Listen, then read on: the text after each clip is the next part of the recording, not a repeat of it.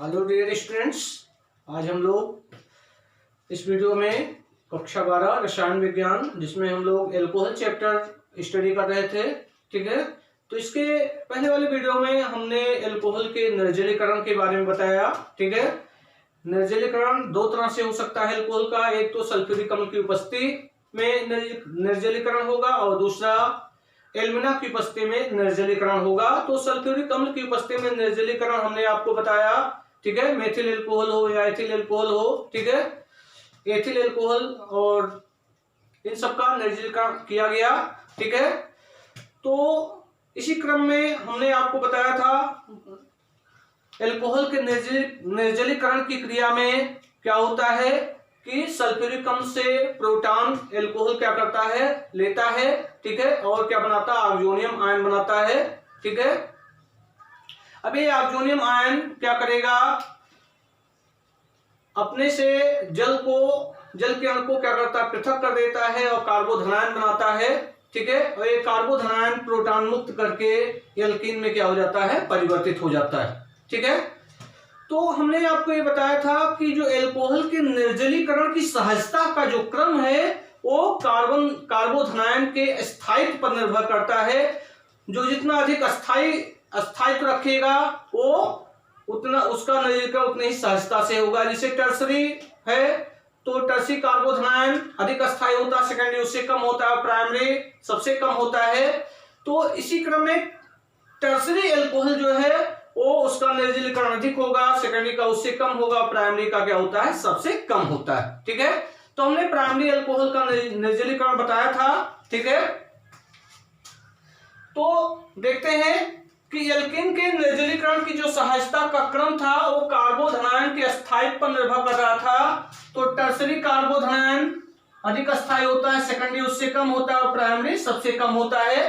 तो इसी क्रम में एल्कोहल के निर्जलीकरण का जो क्रम होगा वो टर्सरी एल्कोहल का अधिक होगा और सेकेंडरी एल्कोहल का उससे कम होगा और प्राइमरी एल्कोहल का सबसे कम होता है। ठीक है, तो ये एल्कोहल के निर्जलीकरण की सहजता का क्रम है। ठीक है, तो हमने भी प्राइमरी एल्कोहल का निर्जलीकरण देखा था। अब सेकेंडरी एल्कोहल और टर्सरी एल्कोहल का निर्जलीकरण जो होता है H2SO4 H3PO4 ऑर्थोफॉस्फोरिक अम्ल की उपस्थिति में हो जाता है। ठीक है, सहजता से होता है सेकेंडरी और टर्सरी का। देखिए तो सेकेंडरी एल्कोहल में जैसे CH3 single bond CH single bond CH3 single bond OH, ये सेकेंडरी एल्कोहल है। सेकेंडरी एल्कोहल या 2 डिग्री एल्कोहल भी कह सकते हैं। ठीक है, तो इसका निर्जलीकरण जो होता है वो H3PO4 की उपस्थिति में H3PO4 की उपस्थिति में 440 केल्विन ताप पर हो जाता है। 440 केल्विन ताप पर होगा तो इसमें से जल का अणु क्या होगा, पृथक हो जाता है। ठीक है, तो जल का जब अणु पृथक होगा तो क्या बनेगा, देखिए यहां CH3 सिंगल बॉन्ड, तो इसमें CO बॉन्ड भी टूटेगा, ये बॉन्ड टूटेगा और यहां से भी बॉन्ड क्या होता है, टूटता है। तो यहां से क्या बनेगा, क्रियाविधि में एक कार्बोधनायन बनाएगा तो प्रोटॉन मुक्त करेगा, तो यहां से प्रोटॉन मुक्त किया, यहाँ OH, तो OH निकल गया और यहां से हाइड्रोजन निकला, ये OH और यहां से हाइड्रोजन निकलेगा तो ये H2O बन जाएगा। और यहां देखिए क्या बचा, CH3 सिंगल बॉन्ड CH, यहां पर सिंगल बॉन्ड CH2। अब कार्बन की वैलेंसी को संतुष्ट करने के लिए डबल बॉन्ड हो जाएगा। ठीक है, तो ये क्या बन जा रहा है, प्रोपोनीन बन जा रहा है, प्रोप1इन एल्कीन बन जा रहा है। देख रहे हैं, सेकेंडरी एल्कोहल का निर्जलीकरण H3PO4 की उपस्थिति में 440 केल्विन ताप पर हो जाता है। अब इसी तरह टर्सरी एल्कोहल की बात करें तो tertiary alcohol CH single bond CH3 single bond CH3 single bond CH3 single bond OH, ये टर्सरी एल्कोहल है, टर्सरी एल्कोहल। ठीक है, तो इसका भी निर्जलीकरण 350 केल्विन ताप पर हो जाता है। ठीक है, 358 H3 PO4 की उपस्थिति में 358 केल्विन ताप पर होता है। तो इसमें से जल का अणु क्या होता है, पृथक होता है। तो जल का अणु पृथक होगा तो क्या हो जाएगा, देखिए CH3 सिंगल बॉन्ड CH3, ठीक है। अब यहां से हाइड्रोजन निकलेगा, यहां से OH मिलकर के H2O क्या हुआ, निकल गया, H2O बाहर हो गया, जल का अणु पृथक हो गया निर्जलीकरण में। अब यहाँ C बचा हुआ है, यहाँ पर CH3 के एक हाइड्रोजन यहां से निकलेगा और यहां से OH, ठीक है। तो क्या बनेगा, CH3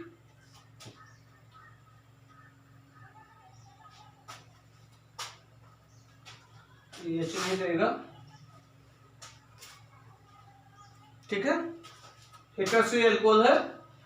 तो यहाँ पे ये क्या हो जाएगा, CH3 सिंगल बॉन्ड, यहाँ पर सिंगल बॉन्ड CH2 कर दे रहे हैं, ठीक है। अब इसको बैलेंसी को संतुष्ट करने के लिए यहाँ पर क्या हो जाएगा, डबल बॉन्ड हो जाएगा, ठीक है। तो इसका नाम क्या होगा, इसका नाम है आइसोब्यूटीन। क्या नाम है इसका, आइसोब्यूटीन। तो इस तरह इसके निर्जलीकरण से क्या हो जा रहा है, एल्कीन प्राप्त हो रहा है, ठीक है। तो एथिल अल्कोहल का निर्जलीकरण किया गया तो एथीन प्राप्त हुआ। सेकेंडरी अल्कोहल इसका निर्जलीकरण किया गया तो प्रोपोनिन प्राप्त हुआ। और टर्शियरी अल्कोहल का हमने निर्जलीकरण किया तो आइसोब्यूटेन प्राप्त हुआ, ठीक है। तो इसमें इसी क्रम में अब हम ईथर का निर्माण पढ़ेंगे, ठीक है। तो इसके पहले हमने एल्कीन का निर्माण पढ़ा था। सल्फ्यूरिक अम्ल की उपस्थिति में अल्कोहल का निर्जलीकरण किया था तो उससे हमने क्या प्राप्त किया था, एल्कीन प्राप्त किया था। अब हम क्या करेंगे, ईथर का निर्माण करेंगे। ईथर का निर्माण,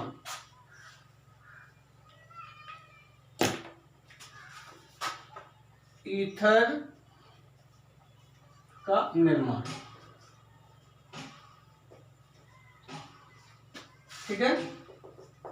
तो एल्कीन का निर्माण हमने पढ़ा। अब हम क्या करेंगे, ईथर का निर्माण करेंगे कि जब एल्कोहल के आधिक्य को सल्फ्यूरिक अम्ल के साथ 413 केल्विन ताप पर गर्म किया जाता है तो ईथर की प्राप्ति होती है, ठीक है। कि जब एल्कोहल के आधिक्य को क्या करते हैं हम, सल्फ्यूरिक अम्ल की उपस्थिति में या सल्फ्यूरिक अम्ल के साथ 413 केल्विन ताप पर गर्म करते हैं तो ईथर की क्या होती है, प्राप्ति होती है। इसको लिख दे रहे हैं, जब एल्कोहल को H2SO4 के आधिक्य के साथ 413 केल्विन ताप पर गर्म किया जाता है तो ईथर की प्राप्ति होती है, ईथर की प्राप्ति होती है, ठीक है। तो इसमें कि अल्कोहल शांत सल्फ्यूरिक अम्ल की उपस्थिति में विभिन्न तापक्रमों पर व दशाओं में अल्कोहल से कई तरह से यह क्रिया करता है, ठीक है।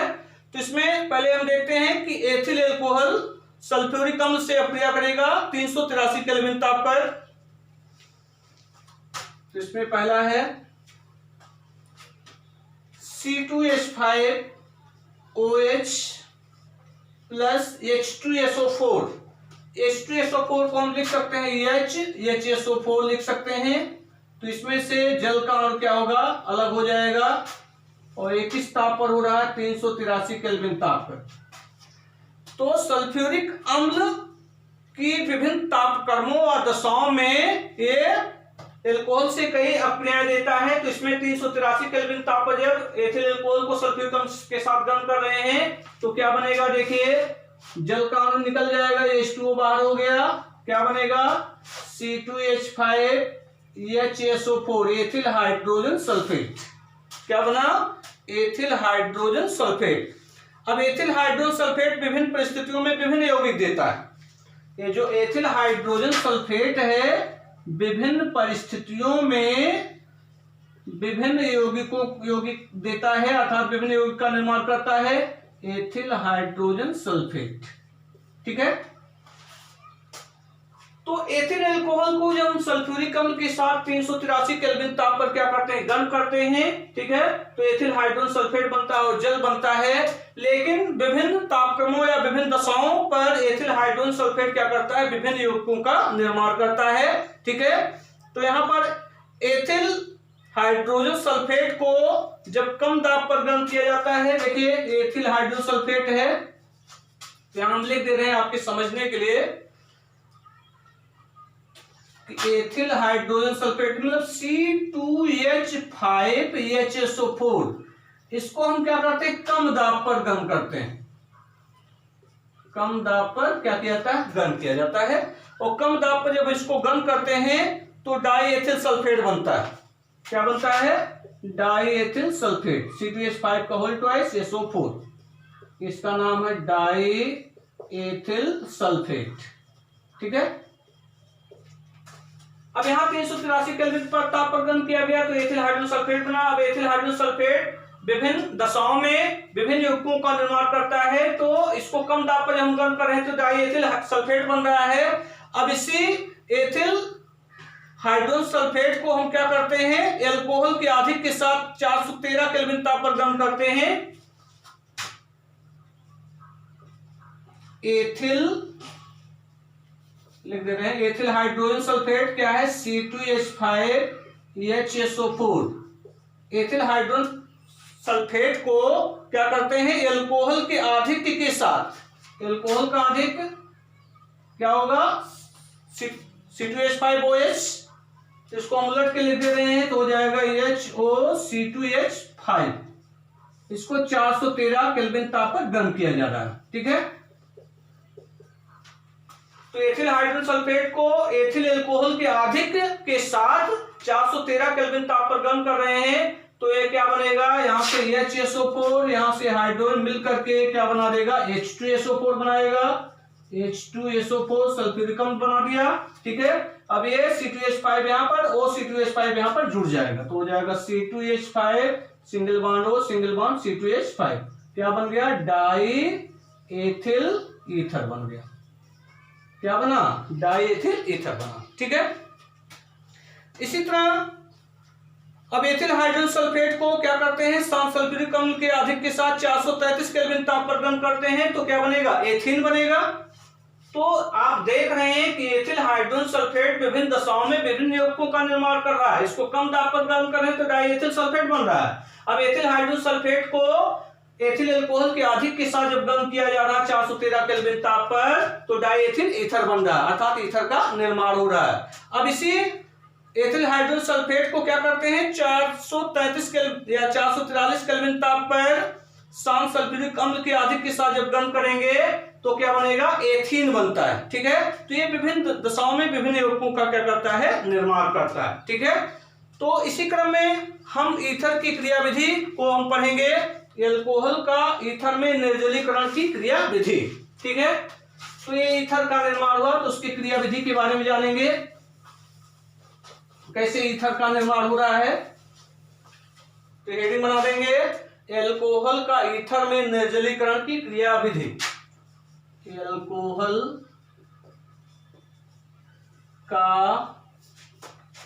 ईथर में निर्जलीकरण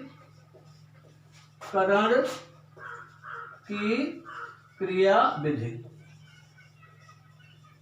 निर्जलीकरण की क्रियाविधि, ठीक है। तो एल्कोहल का ईथर में निर्जलीकरण की क्रियाविधि कई पदों में होती है। तो पहले पद में क्या होगा, या कई पदों में होती है, या कई पदों में होती है। पहला पद क्या होगा कि सल्फ्यूरिक अम्ल एल्कोहल को प्रोटॉन देकर के क्या करता है, प्रोटॉनीकृत एल्कोहल का निर्माण करता है। एल्कोहल जो है सल्फ्यूरिक अम्ल से प्रोटॉन को ग्रहण करके क्या करता है, प्रोटॉनीकृत एल्कोहल का निर्माण करता है, ठीक है। यहां हम लिख दे रहे हैं H2SO4, ठीक है। एल्कोहल को प्रोटॉन देकर प्रोटानीकृत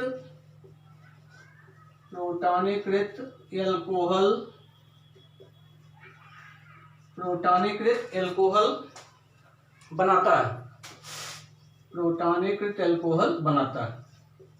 ठीक है, कि सल्फ्यूरिक अम्ल एल्कोहल को क्या करता है, प्रोटॉन देता है, तो प्रोटॉन दे करके प्रोटानीकृत एल्कोहल का निर्माण करता है। तो देखिए एथिल एल्कोहल की बात हो रही है, तो CH3 single bond CH2 single bond O single bond H। इसके पास दो एकाकी इलेक्ट्रॉन युग्म है। एकाकी इलेक्ट्रॉन युग्म होने के कारण ये दुर्बल क्षार की तरह क्या करता है, भांत कार्य करता है। ठीक है, तो दुर्बल क्षार की तरह भांत कार्य करेगा, तो सल्फ्यूरिक अम्ल से क्या करेगा, प्रोटॉन ग्रहण करेगा। ठीक है, ये इससे क्या करेगा, प्रोटॉन ग्रहण करेगा, और प्रोटॉन ग्रहण करेगा तो क्या बनाएगा, प्रोटॉन ग्रहण करके क्या करता है, ऑक्सोनियम आयन बनाता है। तो ये हो जाएगा, प्रोटॉन ग्रहण करा तो हो जाएगा CH3 single bond CH2 single bond O, यहाँ single bond H single bond H। ठीक है, ये प्रोटॉन ग्रहण किया तो ये जुड़ गया, तो ये हो जाएगा, ये धनायन में क्या हो जाता है, परिवर्तित हो जाता है। ठीक है, अब ये क्या कार्य करता है, ये क्या कार्य करेगा, ऑक्सोनियम लवण बन रहा है, ऑक्सोनियम लवण,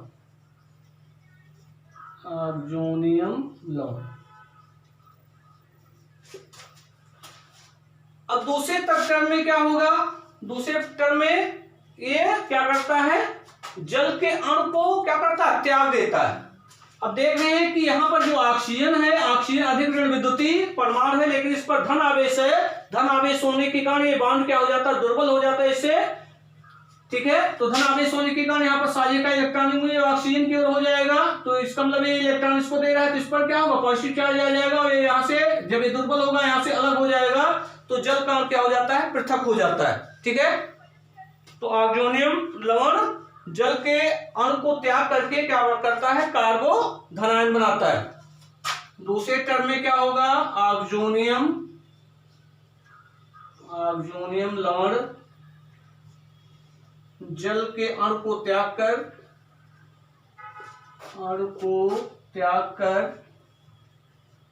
कार्बोधनायन बनाता है। ठीक है, तो क्या होगा, ये हो जाएगा CH3 single bond CH2 single bond O, ये यहां से हाइड्रोजन, ये भी हाइड्रोजन जुड़ेगा, और ये क्या करेगा,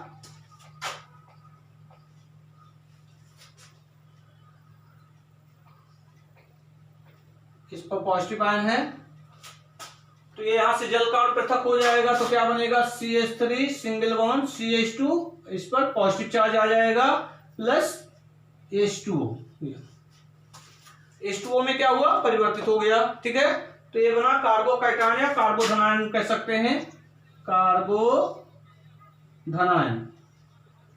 कार्बोधनायन में क्या हुआ, परिवर्तित हुआ। ठीक है, अब अगले टर्म में क्या होगा, निर्मित कार्बोकैटायन या कार्बोधनायन एल्कोहल के एक अप्रोटानिक अणु से क्रिया करता है, अर्थात ये कार्बोधनायन एल्कोहल के एक अणु से क्रिया करता है जो प्रोटॉन नहीं ग्रहण किए होता है। ठीक है, तो उसको अप्रोटानिक एल्कोहल कहेंगे हम। ठीक है, तीसरा है, तीसरे पद में क्या होता है, निर्मित कार्बोधनायन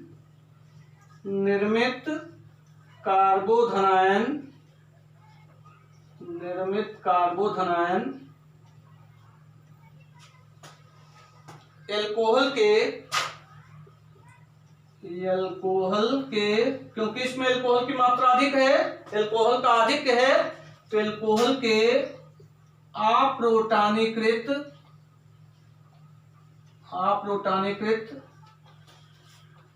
अणु से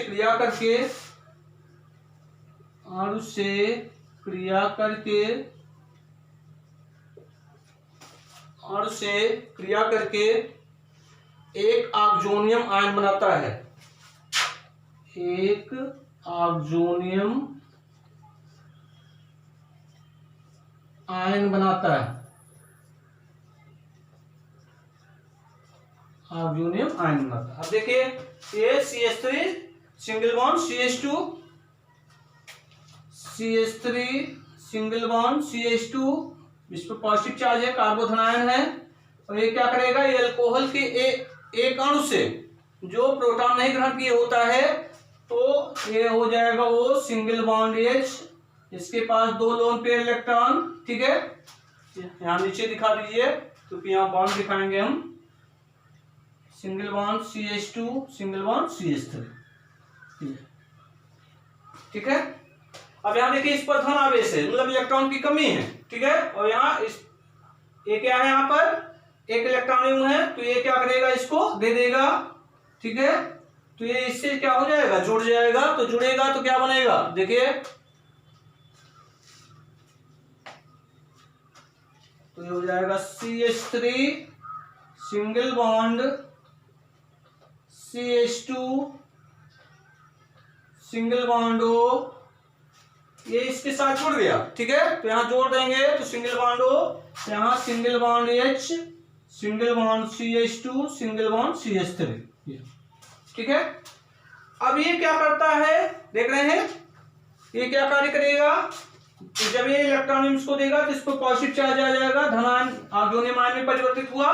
ठीक है, अब ये क्या करता है कि ऑक्सोनियम आयन प्रोटॉन मुक्त करके अधिक अस्थायी ईथर अणु का क्या करता है, निर्माण करता है। चौथे पद में क्या होगा, ऑक्सोनियम आयन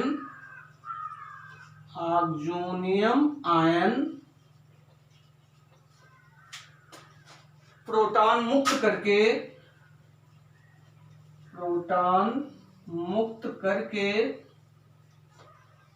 अधिक अस्थायी ईथर अणु का निर्माण करता है, अधिक स्थायी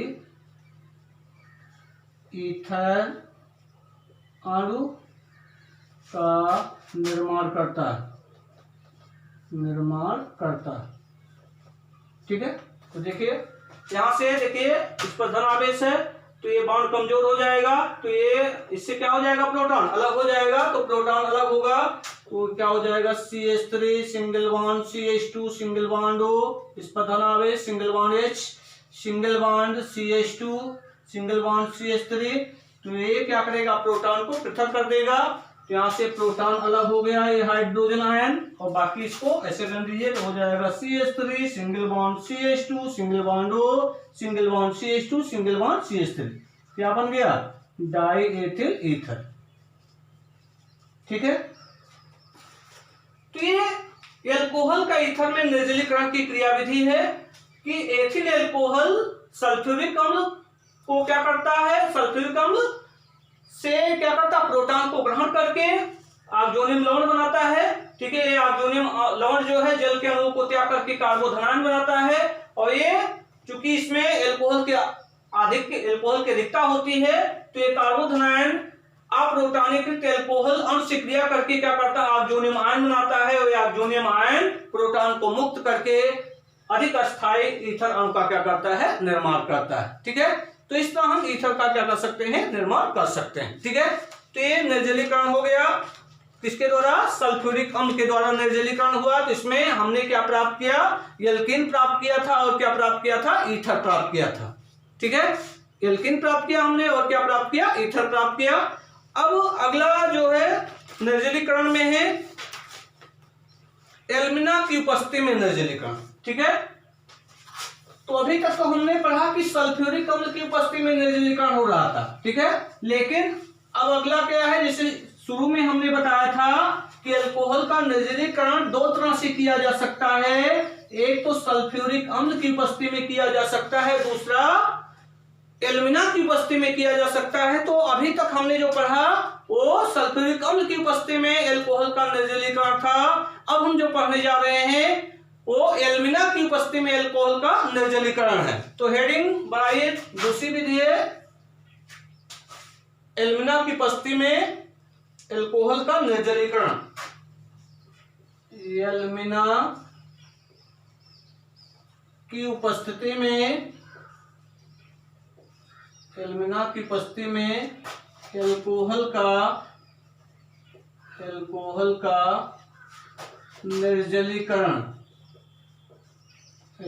का निर्जलीकरण। एल्यूमिना की उपस्थिति में अल्कोहल का निर्जलीकरण। ठीक है, तो इसको लेते रहे।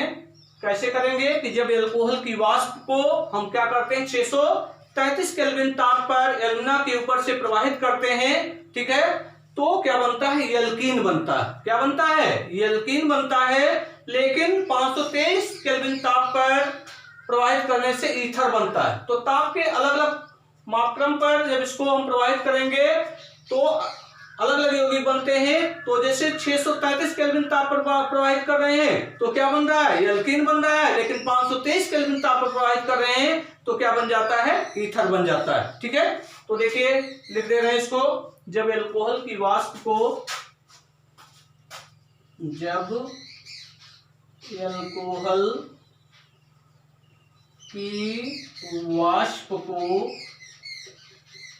जब अल्कोहल की वाष्प को 633 केल्विन ताप पर 600 केल्विन ताप पर एल्यूमिना के ऊपर से प्रवाहित करते हैं, ऊपर से प्रवाहित करते हैं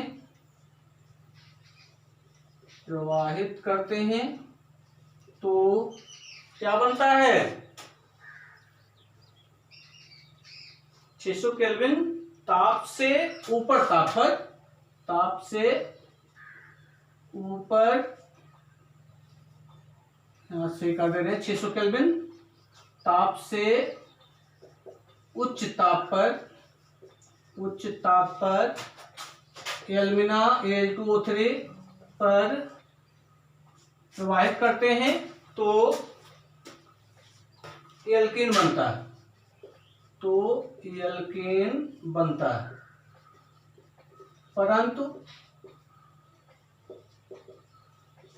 523 केल्विन ताप पर ईथर बनता है। ठीक है, तो देखिए रिएक्शंस। एथिल अल्कोहल को हम क्या करते हैं, उच्च ताप पर एल्यूमिना के ऊपर प्रवाहित करते हैं। कहां प्रवाहित किया जा रहा है, एल्यूमिना के ऊपर प्रवाहित किया जा रहा है। तो देखिए C2H5OH एथिल अल्कोहल है। इसकी वाष्प को हम किसके ऊपर प्रवाहित करते हैं, एल्यूमिना के ऊपर प्रवाहित करते हैं 633 केल्विन ताप पर। तो 633 केल्विन ताप पर एल्यूमिना के ऊपर प्रवाहित कर रहे हैं तो एथिलीन बनता है। क्या बनता है, एथिलीन। इसमें से जल कण क्या हो जाता है, पृथक हो जाता है। तो जल कण पृथक होगा तो C2H4 बनेगा और H2O बनता है। ठीक है, C2H4 और क्या बनेगा, जल का अणु क्या हो गया, पृथक हो गया, तो निर्जलीकरण होगा। इसी तरह जब इसको हम 523 केल्विन ताप पर गर्म करते हैं, 523 केल्विन ताप पर, तो क्या होता है C2H5 एथिल अल्कोहल के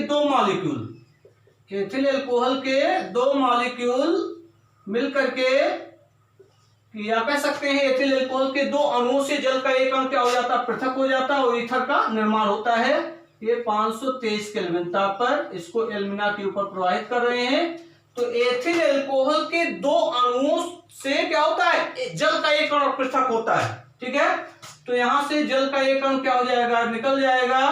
तो क्या बनेगा, देखिए C2H5 यहां बचा हुआ है, यहां OC2H5, तो OC2H5 प्लस H2O निकल गया। इसका नाम है डाई एथिल ईथर। तो क्या बन रहा है, ईथर बन रहा है। ठीक है, क्या बन रहा है, ईथर बन रहा है। इसी तरह हम मेथिल अल्कोहल की भी बात करेंगे। तो मेथिल अल्कोहल में भी इसी तरह होगा CH3OH plus HOCH3 alumina Al2O3 किस ताप पर, 523 केल्विन ताप पर। तो यहां से जल का अणु क्या हो जाएगा, पृथक हो जाएगा। तो H2O बाहर निकल गया, क्या बनेगा, ये हो जाएगा CH3 single bond O single bond CH3, क्या बन गया, डाई मेथिल ईथर हो गया, डाई मेथिल ईथर, ये बना। ठीक, तो ये तो था निर्जलीकरण अल्कोहल का निर्जलीकरण। ठीक है, तो निर्जलीकरण में जल का अणु क्या हो रहा है, पृथक हो रहा है। तो निर्जलीकरण हम किसके किसके द्वारा करते हैं? सल्फ्यूरिक अम्ल की उपस्थिति में करते हैं और एल्मिना की उपस्थिति में करते हैं। ठीक है, तो सल्फ्यूरिक अम्ल, तो इससे एल्कीन का भी निर्माण होता है और ईथर का भी निर्माण होता है विभिन्न दशाओं में। ठीक है, या विभिन्न तापक्रमों में। तो सल्फ्यूरिक अम्ल की उपस्थिति में हुआ, और ये जो हमने पढ़ा बताया ये एल्मिना की उपस्थिति में एल्कोहल का निर्जलीकरण था। तो यूपी बोर्ड की परीक्षाओं के लिए एल्कोहल का निर्जलीकरण मोस्ट इंपोर्टेंट टॉपिक है। ठीक है, इससे प्रश्न पूछे जाते हैं, अर्थात निर्जलीकरण की जो क्रियाविधि है वो परीक्षाओं में पूछा जाता है। ठीक है, धन्यवाद।